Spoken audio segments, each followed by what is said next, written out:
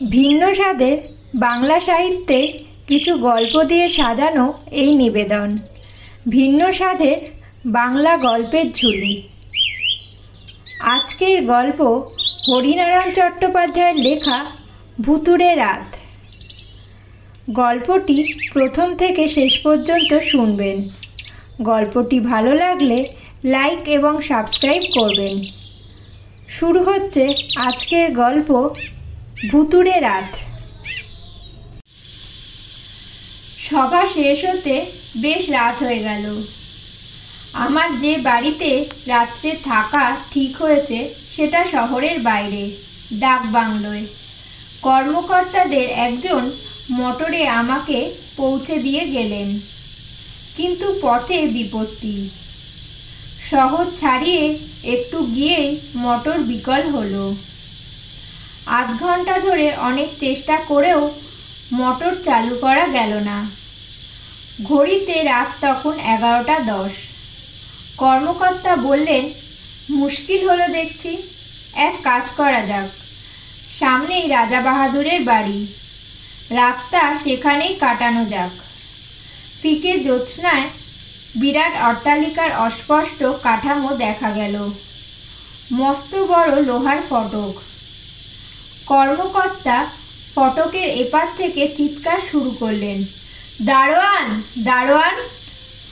অনেকক্ষণ ডাকার পর আধবুড়ো এক দারোয়ান এসে দাঁড়ালো। কর্মকর্তাকে চিনতে পেরে সেলাম করল।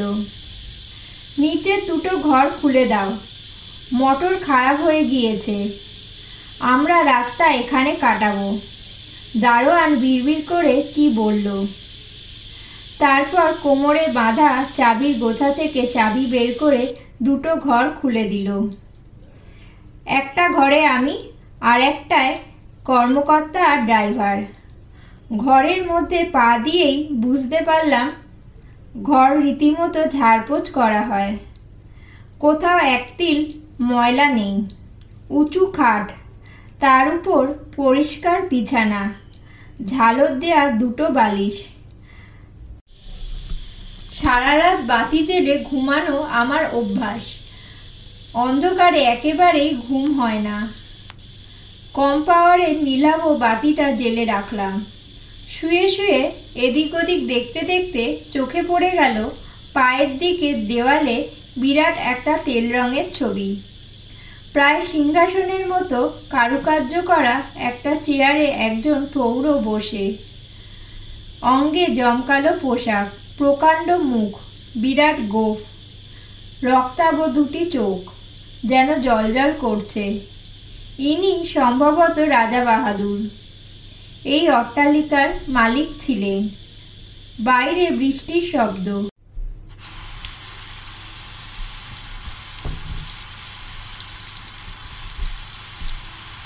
গাছের পাতায় পাতায় নুপুরের আওয়াজের মতো। একসময় ক্লান্ত হয়ে ঘুমিয়ে পড়লাম। ঘট ঘট ঘট। ঘুমের মধ্যে শব্দ কানে এলো। প্রথমে মনে হলো ঝড়ের বেগে জানলার পাল্লা কাঁপছে। তারপর মনে হলো কে যেন দরজায় ধাক্কা দিচ্ছে। এত রাত্রে কে দরজা ঠেলছে? তবে কি কোনো কারণে কর্মকর্তা কিংবা ড্রাইভার ডাকছে? দুহাতে চোখ রগড়ে উঠে বসলাম। না, যেদিকে দরজা, শব্দটা সেদিক থেকে আসছে না। ফিরতেই সারা শরীর কেঁপে উঠল। আমি ভীরু, এমন বদনাম কেউ দেবে না, কিন্তু চোখের সামনে এমন এক দৃশ্যকে অস্বীকারই বা করি কি করে? ছবির ফ্রেমটুকু রয়েছে, রাজা বাহাদুর নেই। ছবির ঠিক নিচে রাজা বাহাদুর বসে, এক পোশাক, এক ভঙ্গি, নিশ্চল নিথর, তবু হাতে মোষের শিঙের ছড়িটা মেঝের উপর ঠুকছেন, খট খট খট। আমার মনে হলো শরীরের সমস্ত রক্ত জমে বরফ হয়ে গিয়েছে। চিৎকার করার শক্তিও হারিয়ে ফেলেছি। চুপচাপ বসে রইলেন। বাইরে ঝড়ের গতি আরো উদ্দাম। হঠাৎ এক সময় শব্দ করে দরজা খুলে গেল। হাওয়ার ঝলকের সঙ্গে দীর্ঘ কৃষ চেহারার একজন ঘরের মধ্যে এসে ঢুকল। এগিয়ে আসতে দেখতে পেলাম লোকটার খালি গা, আতময়লা দুটি হাতের উপর তোলা, মাথায় মোটা টিকি। এদেশের চাষাভুষো শ্রেণীর লোক বলেই মনে হয়। লোকটা রাজা বাহাদুরের সামনে গিয়ে দাঁড়াতেই ভ্রুকুটি ফুটে উঠল। কে? আমি ঠাকুর প্রসাদ। ঠাকুর প্রসাদ? এখানে এত রাত্রে কি দরকার? আমার ছেলে শিবপ্রসাদ কই? শিবপ্রসাদ? তা আমি কি করে জানবো? হ্যাঁ হ্যাঁ, তুমি জানো, তোমার লোক তাকে ধরে এনেছে। আমার খাজনা বাকি ছিল, 2 সাল ধরে দিতে পারছি না, তাই তোমার লোক আমার ছেলেকে ধরে এনেছে। বলো কোথায়? মনে হলো রাজা বাহাদুর যেন একটু অস্বস্তি বোধ করলেন। একবার খোলা দরজার দিকে দেখলেন, এই আশায় যদি কোনো পাইক এ ঘরে এসে পড়ে। কিন্তু না, কেউ এলো না। এই গভীর রাতে ঝড় বৃষ্টির মধ্যে সবাই বোধহয় নিশ্চিন্তে নিদ্রা যাচ্ছে। কেউ এলো না দেখে রাজা বাহাদুর বললেন, আমি তোমার ছেলের কথা জানি না, তুমি যেতে পারো। যাবার জন্য আমি আসিনি। ঠাকুর প্রসাদের গলায় যেন সিংহ গর্জনের সুর। তার মানে? তার মানে? আমি প্রথমে ভাবলাম বুঝি বিদ্যুৎ চমকালো। না, বিদ্যুৎ নয়। ঠাকুর প্রসাদ কোমর থেকে ধুতির আড়ালে লুকানো প্রকাণ্ড একটা ভোজালি বের করলো। এ কি? রাজা বাহাদুর আর্তকণ্ঠে চিৎকার করে উঠলেন, শিবপ্রসাদকে আমার চাই, নইলে তোমাকে প্রাণে বাঁচতে দেব না। বলো শিবপ্রসাদ কোথায়? চোরা কুঠুরিতে। বলতে বলতে রাজা বাহাদুর উঠে দাঁড়ালেন। উঠে দাঁড়িয়েই দেয়ালে ফটোর পিছনে হাত দিয়ে কি একটা টিপলেন। সঙ্গে সঙ্গে ঘর ঘর করে শব্দ। বিস্মিত হয়ে দেখলাম মেঝেটা দুদিকে সরে কিছুটা ফাঁক হয়ে গেল। রাজা বাহাদুর সেই দিকে আঙুল দিয়ে দেখিয়ে বললেন, ওই যে চোরা কুঠুরি, ওইখানে তোমার ছেলে আছে। ঠাকুর প্রসাদ যেভাবে নেমে গেল মনে হলো যেন সিঁড়ি আছে। একটু পরেই একটা আর্তনাদ শোনা গেল। ঠাকুর প্রসাদ উপরে উঠে এলো।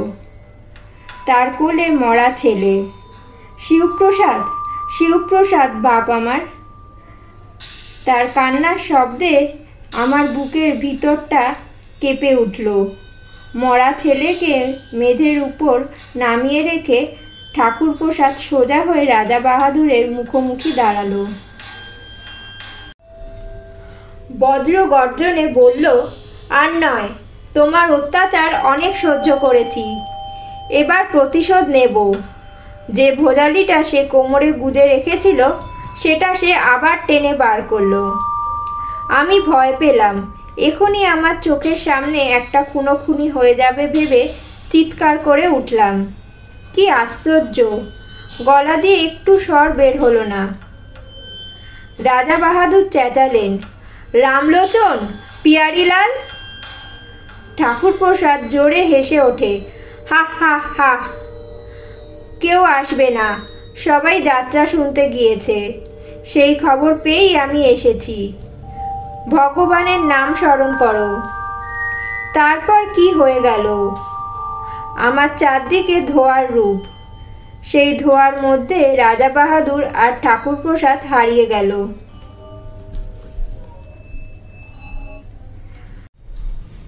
ঘুম যখন ভাঙল তখন সবে ভোর হচ্ছে।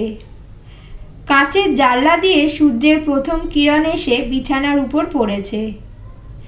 বিছানা থেকে উঠেই ফটোর দিকে দেখলাম রাজা বাহাদুরের প্রকাণ্ড মূর্তি। নেমে ফটোর পিছনে হাত দিয়ে দেখলাম চোরা কুঠুরি খোলার কোনো বোতাম দেখতে পেলাম না।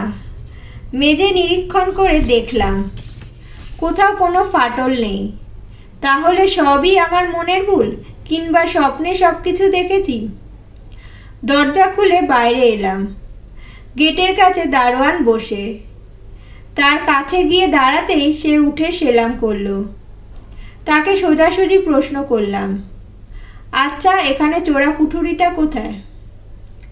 দারোয়ান চমকে উঠল, চোরা কুঠুরি? হ্যাঁ, যেখানে রাজা বাহাদুর প্রজাদের ধরে এনে রাখতেন। আপনাকে এসব কে বলল বাবুজি? যেই বলুক, কথাটা সত্যি কিনা তুমি বলো না।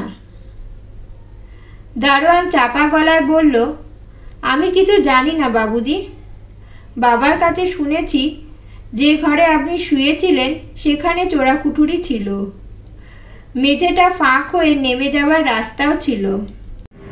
রাজা বাহাদুর মরে যাবার পর তার ছেলে বিলাত থেকে ফিরে এসে মেঝে গেঁথে চোরা কুঠুরি বন্ধ করে দিয়েছিলেন। রাজা বাহাদুরের ছেলে কোথায় থাকেন? কলকাতায়। মাঝে মাঝে 10-12 দিনের জন্য এখানে আসেন। আচ্ছা, আর একটা কথা বলুন বাবুজি। রাজা বাহাদুর কিভাবে মারা গিয়েছেন? দারোয়ান তখনই কোনো উত্তর দিল না, এক দৃষ্টে আমার দিকে চেয়ে রইল। কি বলো বলো? দারোয়ান প্রায় কেঁদে ফেলল। আমি কিছু জানি না বাবুজি। আমার বাবার কাছে শুনেছি তিনি এক প্রজার হাতে খুন হয়েছিলেন, যে প্রজার নাম ঠাকুর প্রসাদ। দারোয়ান উত্তর দেবার আগেই কর্মকর্তার গলা কানে এলো, চলুন মুখ হাত ধুয়ে আমরা বেরিয়ে পড়ি। সকালে কলকাতা ফেরার একটা ট্রেন আছে।